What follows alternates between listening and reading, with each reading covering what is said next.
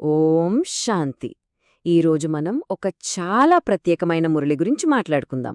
ఇది నేరుగా పరమాత్మ నుంచి మన కోసం వచ్చిన సందేశమన్నమాట. మనల్ని మనం తెలుసుకోవడానికి, మన నిజమైన తండ్రితో మనకున్న సంబంధాన్ని గుర్తుచేసుకోవడానికి ఈ మురళి ఒక అద్భుతమైన మార్గాన్ని చూపిస్తుంది. పదండి, ఈ ఆత్మవైపు చేసే ప్రయాణాన్ని మొదలుపెడదాం. మురళి మొదలవడమే ఒక సూటి ప్రశ్నతో మొదలవుతోంది. మీరు ఎవర్ని కలవడానికి వచ్చారు అని. ఇది ఊరికే అడిగే ప్రశ్న కాదండి. ఎందుకంటే దీనికి మనం ఇచ్చుకునే సమాధానం మన మొత్తం ఆధ్యాత్మిక దృష్టిని మార్చేస్తుంది. ఇది మనల్ని మనం ఆత్మపరిశీలన చేసుకోవడానికి ఒక తాళంచెవి లాంటిది. సరే, ఈ ప్రయాణంలో మొదటి అడుగు ఇదేనన్నమాట. మనం ఎవరిని వెతుక్కుంటూ వచ్చామో స్పష్టత తెచ్చుకోవడం. అంటే లోకంలో మనం చూసే గురువులకన్నా, బోధకులకన్నా భిన్నమైన వారిని కలుసుకోవడానికి వచ్చామని గుర్తుంచుకోవడం. చూడండి, ఇక్కడే మురళి ఒక చాలా ముఖ్యమైన తేడాని మన ముందు పెడుతుంది. బయట లోకంలో గురువులుంటారు, వాళ్ళు మనకు శాస్త్రాలు బోధిస్తారు, భక్తి మార్గాన్ని చూపిస్తారు. కానీ ఇక్కడ మనం కలిసింది గురువుని కాదు, సాక్షాత్తు మన తండ్రిని, ప్రజాపిత బ్రహ్మ. తండ్రి దగ్గర్నుంచి మనకు లభించేది బోధన కాదు, వారసత్వం. అందుకే పరమాత్మ అంటారు, ఇది ఒక పాఠశాల మాత్రమే కాదు, ఇది మన ఇల్లు, మన కుటుంబమని. అవును, ఇది ఒక కుటుంబం. ఈ ఒక్క భావనతోనే మన దృష్టికోణం మొత్తం మారిపోతుంది. ఇక్కడ గురుశిష్యుల సంబంధం కంటే ఉన్నతమైనది ప్రేమతో నిండిన తండ్రి పిల్లల బంధం ఉంటుంది. అందరం ఒకే తండ్రి పిల్లలం. సరే, వారసత్వం అంటున్నాం కదా, మరి ఆ వారసత్వం ఎక్కడ్నుంచి వస్తుంది? దాన్ని అర్థం చేసుకోవాలంటే ఈ దైవ పరివారం యొక్క నిర్మాణం ఎలా ఉంటుందో మురళిలో చెప్పినట్టుగా కాస్త లోతుగా చూద్దాం. ఈ కుటుంబ వృక్షం చాలా స్పష్టంగా ఉంటుంది. చూడండి, అందరికన్నా పైన ఉన్నది పరమాత్మ శివుడు. ఆయన మనందరి ఆత్మలకు తండ్రి, అంటే మన తాతగారన్మాట. ఆయన నిరాకారుడు. ఆయన ఇచ్చే వారసత్వం ప్రజాపిత బ్రహ్మ, అంటే మన ఈ శరీరయాత్రలో తండ్రి ద్వారా పిల్లలమైన మనకు లభిస్తుంది. సో తాతగారి ఆస్తి తండ్రి ద్వారా పిల్లలకి వస్తుందన్నమాట. మనం మురళిలో బాప్ దాదా అనే పదం చాలాసార్లు వింటాం కదా. దాని అర్థం ఇదే. బాప్ అంటే తండ్రి, ప్రజాపిత బ్రహ్మ. దాదా అంటే తాతగారు, శివబాబా. ఈ ఇద్దరి ప్రేమపూర్వకమైన సంయుక్త స్వరూపాన్నే మనం బాప్ దాదా అని పిలుస్తాం. ఓకే, మన కుటుంబం ఎవరో మనకు తెలిసింది. ఇప్పుడు అసలా వారసత్వమేంటి, దాన్ని మనం ఎలా సొంతం చేసుకోవాలి, దాని గురించే మురళి ఇప్పుడు మనకు వివరిస్తుంది. ఈ వారసత్వాన్ని పొందడానికి రెండు ముఖ్యమైన స్తంభాలున్నాయన్నమాట.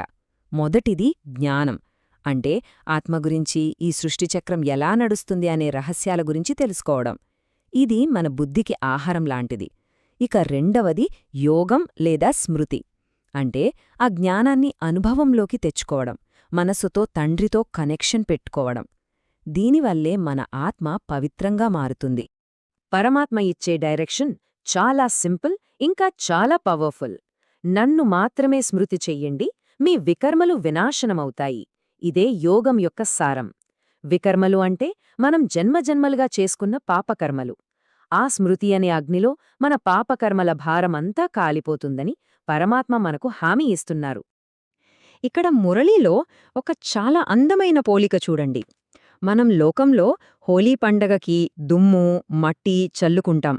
కాని అసలైన హోలీ అంటే ఆత్మ అనే వస్త్రం మీద జ్ఞానం అనే అందమైన రంగులు అద్దుకోవడం. ఎంత అద్భుతమైన భావన కదా ఇది. సరే, ఈ జ్ఞానమంతా బావుంది. మరి దీన్ని మన రోజువారీ జీవితంలోకి ఎలా తీసుకురావాలి? ముఖ్యంగా మనం మాట్లాడే మాటల ద్వారా దీన్ని ఎలా ఆచరణలో పెట్టాలో చూద్దాం. పరమాత్మ మన మాటలకి ఒక శక్తివంతమైన రూపకమిచ్చారు. మన నోటి నుంచి వచ్చేవి జ్ఞానంతో, యోగంతో నిండి ఉంటే అవి రత్నాలు. అవి ఇతరుల జీవితాల్ని ప్రకాశవంతం చేస్తాయి. అదే పుకార్లు, వ్యర్థమైన మాటలు, చెడు మాట్లాడితే అవి రాళ్ళు. అవి ఇతరుల్ని గాయపరుస్తాయి, అసేవ చేస్తాయి.